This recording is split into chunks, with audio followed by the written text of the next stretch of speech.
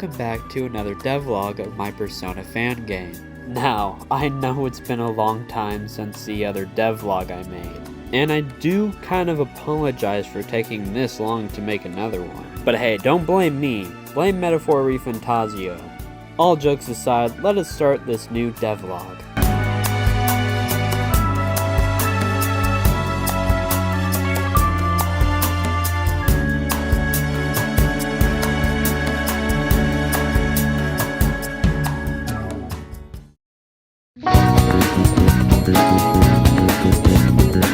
So after uploading that devlog, I really wasn't expecting that much. I was only expecting like a few people to like comment on it, and a few people to view it and be like, done and over, like no one's gonna care about this, right? I was so wrong. And I just want to say, thank you all for the support on that video, and it shows me that people actually want to see more of my Persona fan game. Anyways. So, around the same time I uploaded that devlog, I decided to redo the bust-up I made for the character Rina. Because, well, just look at the old one. And I turned it into this. And to me, I think it looks a lot better than the old one. Even though I'm not really great at drawing humans or drawing the Persona art style that well, but it looks good for now. And then I added another field. And good eye on you, viewer, if you ever noticed this, but it's the same exact field used in the PV01 trailer from Persona 5. And I'm just gonna say this now, but every single model you're seeing, or the graphics I took from Persona 5, are merely placeholders. I will not be using these in the final game.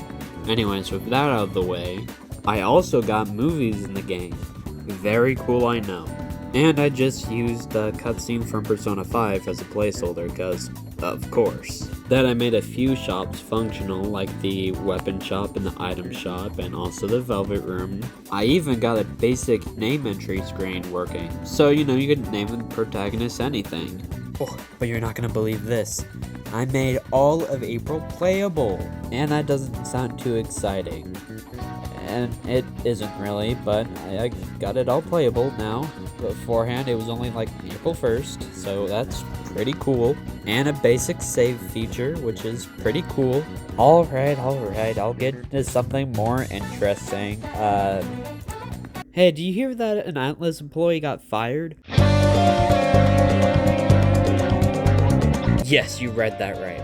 And this does actually relate to the project. So unlike the release build of the demo and the final game of Metaphor Refantasio, Atlas somehow, someway left an entire 5 GB folder named test. And it has a lot of shit. Like I'm talking unused videos, lots and lots of screenshots from the game in early development, some graphics meant for testing, one of which is from Persona 5, some XML files, but the main thing, the one thing that shocked me the most, they left .h files, all relating to flags and the counters. And you might be wondering, how does this relate to my project? Well, dear viewer, it tells me how the developers sorted flags and counters. Before I knew about, well, these files, I normally just did something like this normally, which normally isn't bad. But I did want a modular system so I can say, hey, set this flag to true or false, instead of calling the name every single time. But besides all of that programming mumbo-jumbo, enums and all that I just learned too of this project, let's get into other things I did for the project. So, battles, yeah. Not much has really changed. Just some fixes here and there, and, yeah, not much has changed, since the last video, to be honest. Some added effects. Enemies can reflect attacks now, if that's set to true anyways. Oh, I added, a basic attack, and, the story.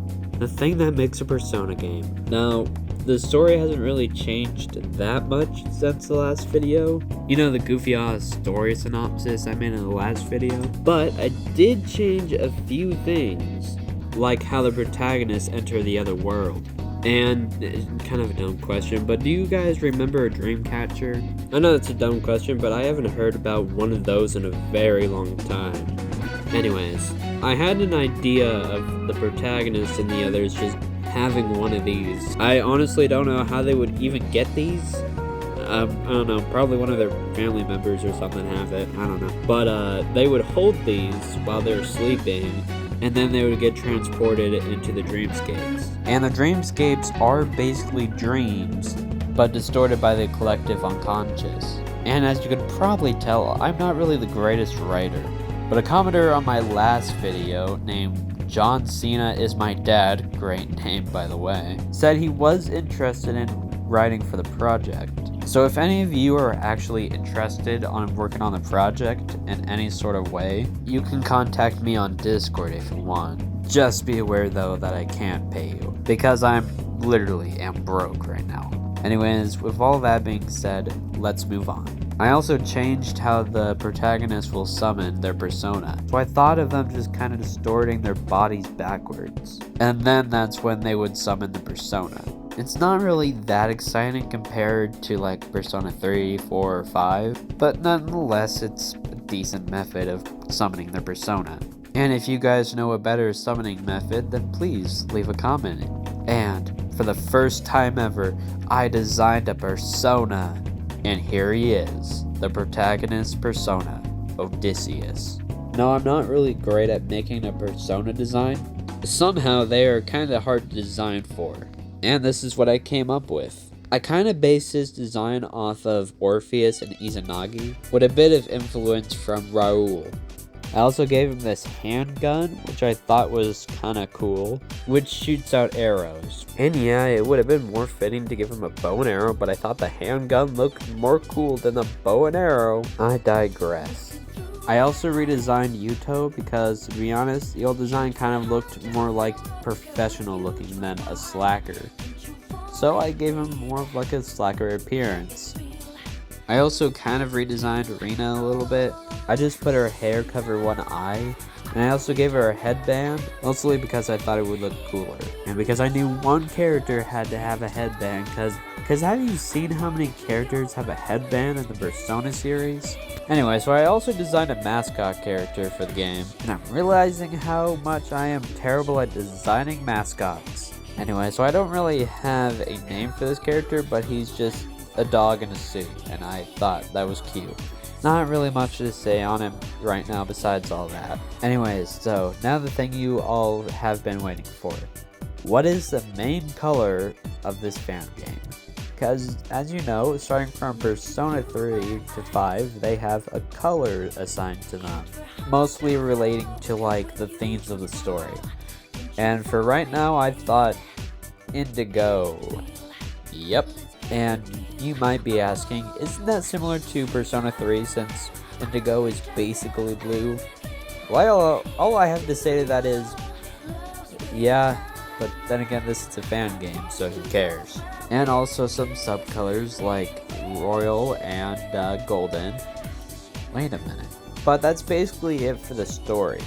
But there is some other things I should note. For one, I'm learning a lot about Japanese culture right now, like a suffix and what senpai actually means over there. I also learned some traditions they normally do, like here's one that makes sense if you played Persona 5 The Phantom X, which, God, if you play that game, you're truly out of anything. Anyways, it's apparently a tradition to put a watermelon on a beach and try to slice it open while being blindfolded, which is very similar to piñatas of what we do over here in the US. I also learned more about Japanese apartments. Since the protagonist lives in an apartment, or well, at least for now he does. And I also learned more about shrines. And learning more about this and all of these other things I learned about Japan makes a lot of things about Persona make a lot more sense. And yes, I made around 2 pages worth of Japanese research, if you're wondering. And yeah, I've made an entire Google document of the project. You can kind of think of it as my own game document, but if a game document was all over the place. Ah yes, And that also brings me to what I have planned for the project right now, for basically the milestones. Alright, so here's my epic plan for the fan game. First, I'm gonna get the basic engine down. Meaning, if it plays like Persona and everything functions like the latest Persona games, then I call that good enough. Second, flesh out the story and some other gameplay stuff too that I want to bring to the project. While this step is actually being worked on at the same time as the first step, it's not really a priority right now for it.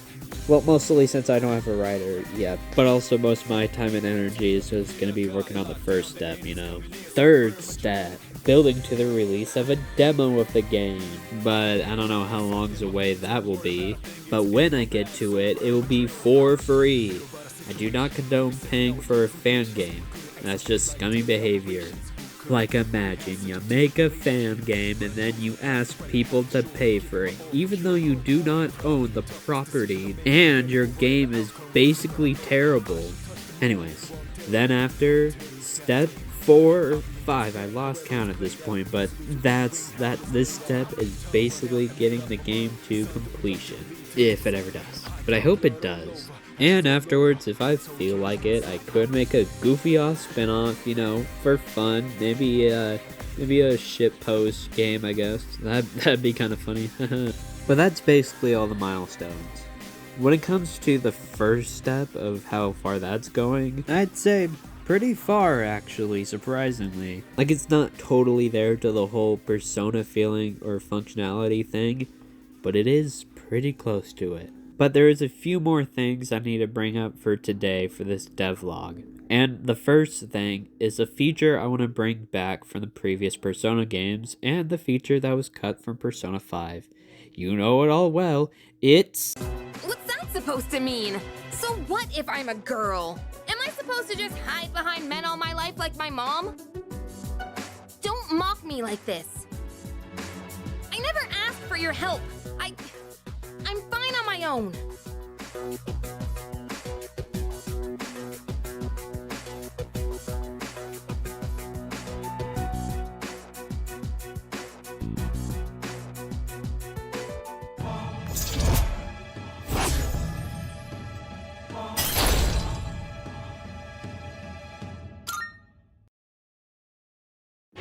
So in Persona 3 and a bit of 4, there was this system called the reverse and broken system. While it was cut from Persona 5, it did make a brief comeback in Persona 3 Reload. I'd say brief because it's not nearly as punishing as Persona 3. If you know, you know. And, you know, after learning this, I was actually wondering why this was cut from Persona 5, of all things. But I have a theory. One was probably, of course, time. But I think the main reason is that they didn't want the player to feel bad. Like, it's almost like they wanted the protagonist to be like someone who can do no wrong. Which is kinda dumb. Since in real life, which I know personally, not everybody is going to like you for what you say or do. Some people may dislike or hate you for some stupid reason. Or for a valid reason, like triggering something personal to themselves. And I thought the reverse and broken system could be interesting to bring back to my Persona fan game, since we all know Atlas will not do it for Persona 6, like never. But it won't really be as punishing as Persona 3 Fez. Like, I'm not gonna make it where if you don't spin off a social link for like 20 days, you get BAM! Reversed. But if you say a wrong option in a social link event, or you cheat on somebody else, then yeah, you're just gonna get hit with a reverse or broken social link afterwards. And as you can see here, I got it somewhat functional with Rina here, but right now you can't really trigger it by like a event or anything. But it's a decent step forward to this system being brought back. I don't know. Let me know your thoughts in the comments if I should remove this system entirely or keep it, since we all know we're not babies, we're men. We're manly men. Anyways, the last thing I need to bring up for today is...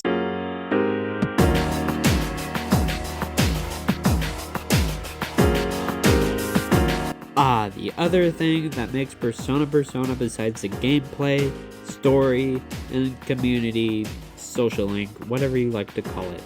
The music. Now, Persona 3 and 5 have a selected genre they have.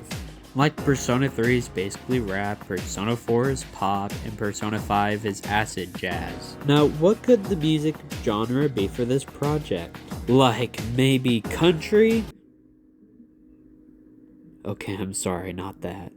But, what I chose or decided for now is dream pop, which is certainly a choice, but it is unique since this project is based around dreams, so it does make sense. And yeah, that's basically it for today.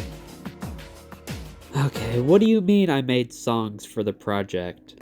Yeah, I made some songs in FL Studio. They're not really that great really for now, but it's basically a placeholder for now until I maybe get a musician on the project. I don't know.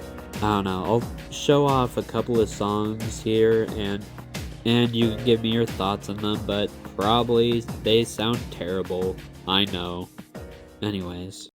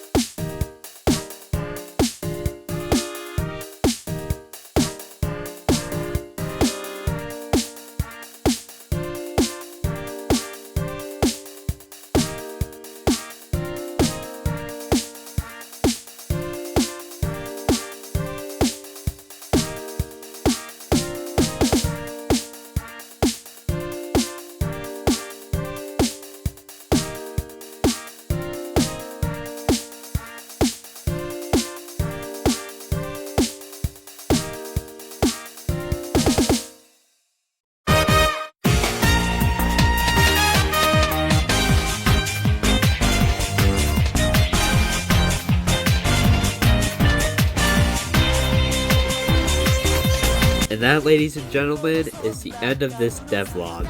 I am far away from finishing this project or getting to the milestones I put in set. But I hope with your support, I can get pretty far into this project. Again, if you want to contact me at all to work on the project, be aware that you'll be a volunteer and you won't get paid. Sorry. But here is my Discord name tag thing that you can contact me at. But just be aware you don't have to if you don't want to. And if you just want to support by just supporting the project by, like, I don't know, viewing, liking, sharing out to somebody, that would be great too. If not, I don't know, I'm not your dad or a parent, I can't tell you what to do. And as always, I hope to see you in the next devlog. I hope to see you soon. Goodbye, everybody. Oh, yeah, before I go, here's some mock-ups I made for the UI for the battle system and the camp UI. きっとこの声届く